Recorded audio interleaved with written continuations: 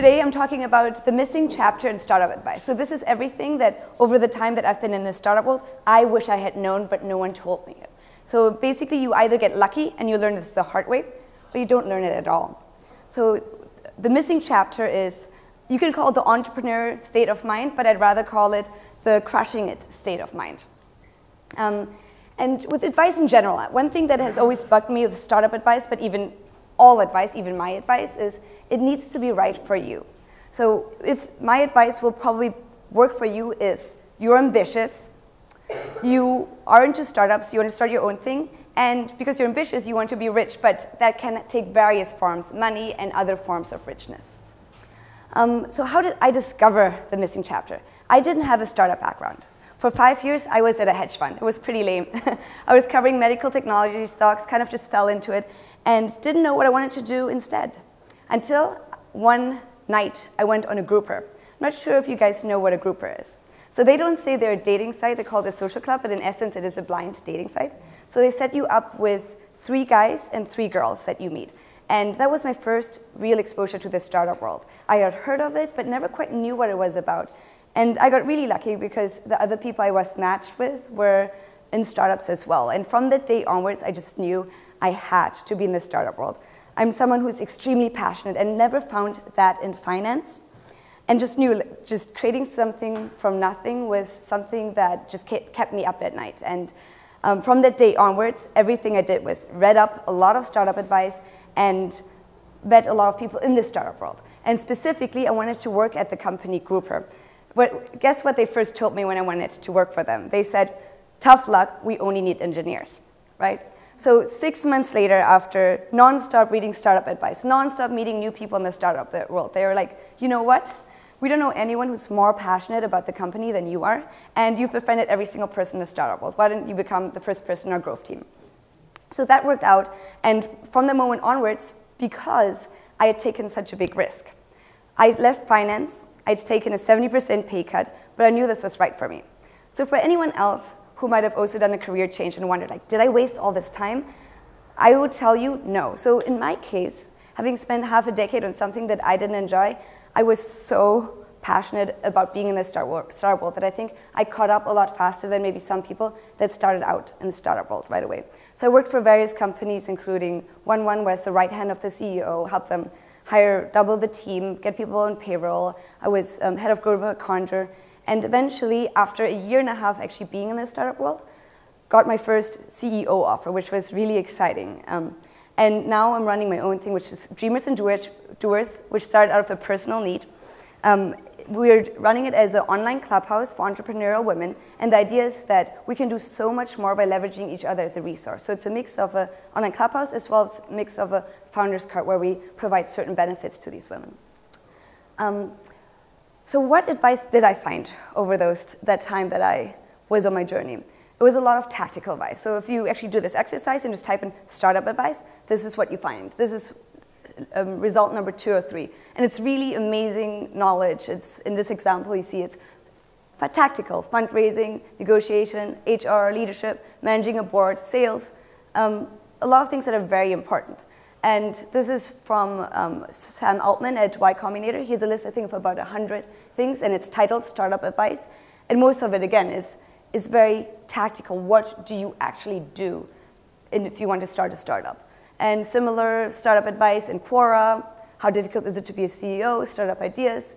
And this is a page which is fascinating if you haven't checked it out. Startup advice in basically a step-by-step guide by Y Combinator, amazing videos on how to start a startup. But how about the state of mind? So the stuff that I got regarding to the state of mind was part of this tactical advice. This actually I found in one of the videos in Y Combinator, and I loved it so much that I tweeted it at the time. So this is Reid Hoffman, who is the founder of LinkedIn, and he said, if I ever hear of a founder talk about how they have balance in life, they're not committed to winning. And this is of the video, in the video, How to Be a Great Founder. And similar, if you just look around, what are the role models? For example, you have Steve Jobs, and what I read from him, just entering the startup world, was you really have to focus on making startups your life, right? And actually, I agree with that in a sense where I try to optimize what I wear in the morning, because you have to make so many decisions as a founder, right? You're doing so many things for the first time, and you get decision fatigue if you start the morning and you're deciding to wear this red shirt or the black shirt. And one thing to add as well, the entrepreneur state of mind is very different, for example, if you're a treasurer, right? So there's not necessarily a right or wrong answer, but it depends on your fit for the role that you're currently looking at. So as an entrepreneur, this actually helps, and here, hoodies every single day. So I enjoyed the process. So why do you even need a startup state of mind? What happens if you don't have it? So I think a lot of us go into it, I did at least. I'm going to be an entrepreneur, this is going to be awesome, and I will have a lot of freedom. But the reality more looks like this. So this is actually from an article in Inc. magazine that talks about the psychological price of being an entrepreneur. This article was shared 150,000 times, even though it's something that probably people don't feel as comfortable sharing, and it won several prizes. And I came to a very big conclusion. Actually, no one knows this yet. Not a lot of people know this, but I had an amazing opportunity to go to Necker Island, which is Richard Branson's island. It is paradise, I can promise you. But while I was on this island, there was a moment where I typed into Google entrepreneur depression, right? So, and I had this theory that I had. Being an entrepreneur is the surest happiness killer. So we all have different definitions of what happiness is. But just to put on a few that are probably resonate with many people, it's like being present, being in the moment, human connection, family, friends, having balance, gratefulness, validation, succeeding in what you're doing, feeling of control, and freedom, right?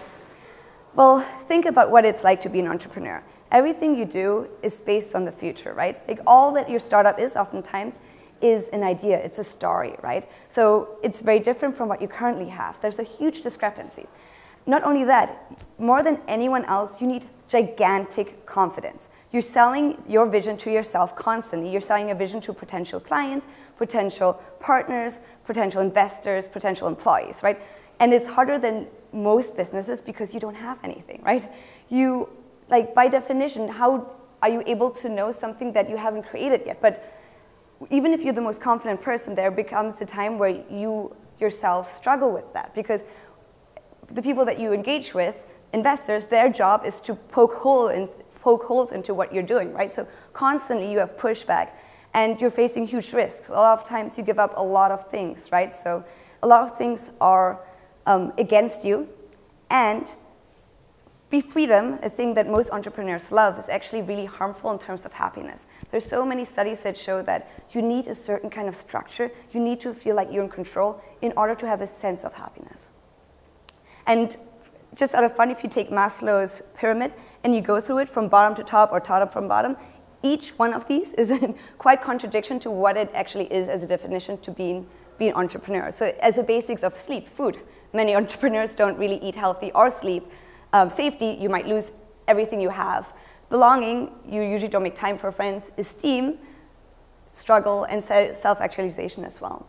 And I would go so far to say that there's a startup culture where we emphasize or embrace emotion override. You will never see a pitch deck where there's a deck that talks about how the emotional side is of the founders. But I, in fact, say that it is very important. You can have as many tactical advice as you want, but if your operating system isn't working, like there's no point in doing that. And rather than not being committed to winning, it actually means you're damn committed to winning by taking care of your mindset. So what does it mean? Crushing it, state of mind. Set 5 to-dos. If there's one thing you guys need to remember and take home, is that you can only achieve what you think is possible. If that's the only thing you take home, this is it. Number 1, you have to make confidence a priority. And you can, in this case, replace confidence with mindset, gut, and all of it. Why? So confidence, I rank higher than happiness. You can be happy without being confident, but it's really hard to have a sense of confidence without being emotionally in a great place. And why is it so important to be capable? Just don't take my word for it, but there are actually a lot of studies that show this. So there were studies where they had soldiers run 10 miles, but they told soldiers before they were running these 10 miles, 3 different things. One was, you're going to run 10 miles One was they didn't tell them anything, and the last one was they told, I think it was like 60 miles, like way longer than they actually had to. And the fascinating part was the people that thought that they had to run 60 miles, a lot of them failed after 5 miles already. And these were people that would easily run 10 miles like on a regular basis. So the whole thesis is that in terms of being able to survive, like if we think we need to expend resources on something that we can't even achieve, it's really hard to do that in terms of survival. Like, let's say, like it's because it means you're using resources for something that you don't even know you can achieve, like 60 miles. So these are people that have a really strong mindset and still broke down 5 miles in and thought they could make it. Like, it was very real. But it's even more important as an entrepreneur. You're creating something from nothing. So in order to do that, you need to have intuition. You have to have a sense and a gut feeling, and oftentimes you can't explain it. Oftentimes the make or break can be the subtlest thing. So your gut is your compass. And oftentimes there is no right or wrong answer, and if you overanalyze it, like that alone will destroy your gut. And even Steve Jobs said that. So you have to have the courage to follow your heart and your intuition. They somehow already know what you truly want to become. And I mean, it worked for him.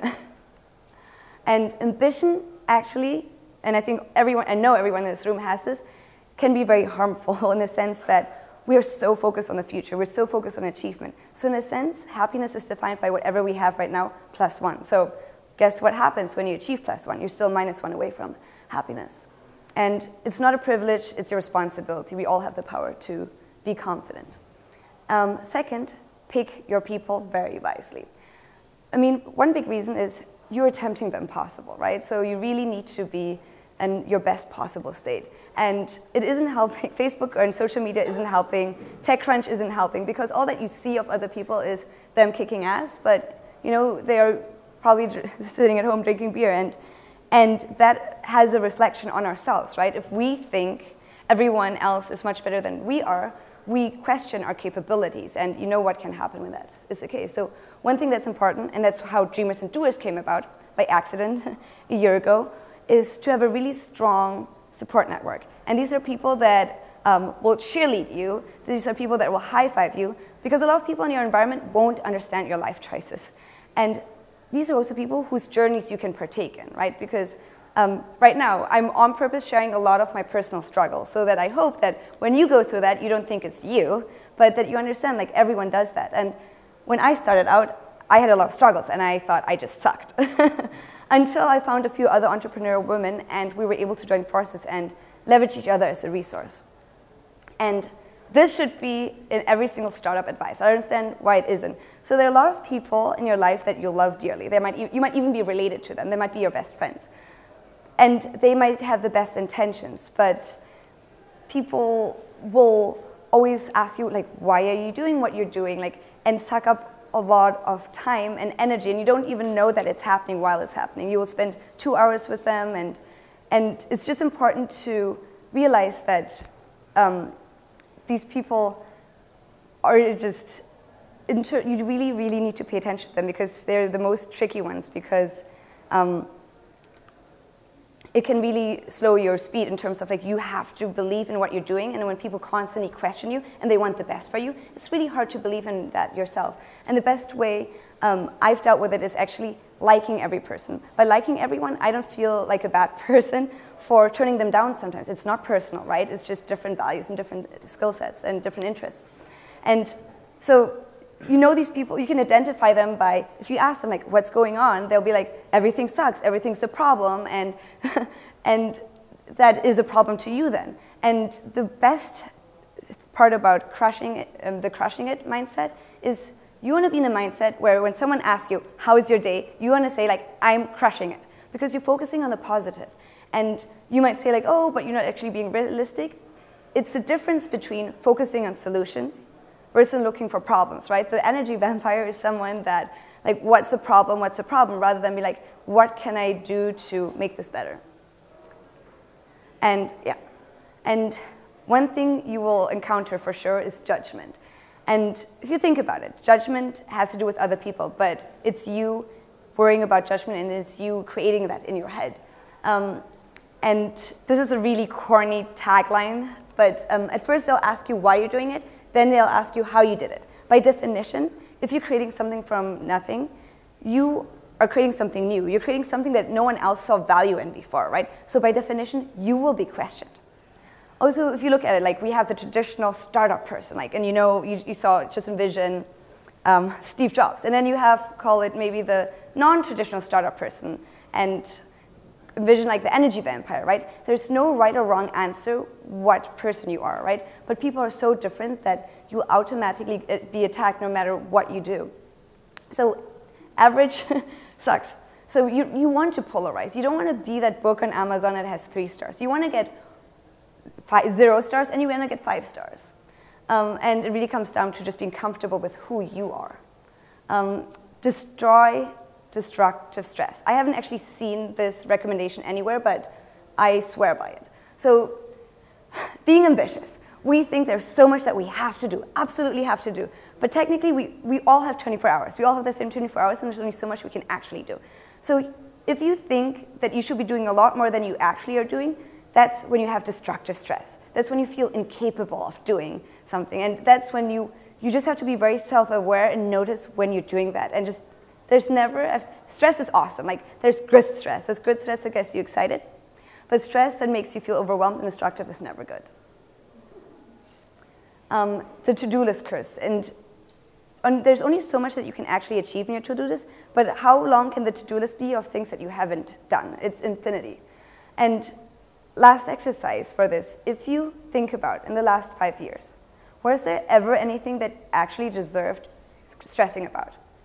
For me, like, there was nothing actually ever worth stressing about, nothing that deserved destructive stress. So whenever you feel destructive stress coming up, just realize that there never is a reason for that. This comes down to something very contradicting as an entrepreneur. We love freedom, but it's really important to set limitations. So part of that is planning out what is actually achievable, and then giving yourself a pat on the shoulder when you actually achieve it. Because it's so easy to run in circles and achieve so much and it be at your best performance and still beat yourself up. And it's really important to know yourself well for this. Because, to give one example, even though it's important to have a healthy state of mind, it doesn't mean you shouldn't be working hard, right? But it's important to find out what's right for you. For me, I pick 3 things. One is I work out. I finally work out. I had 2 years where I didn't work out at all. And I have a boyfriend.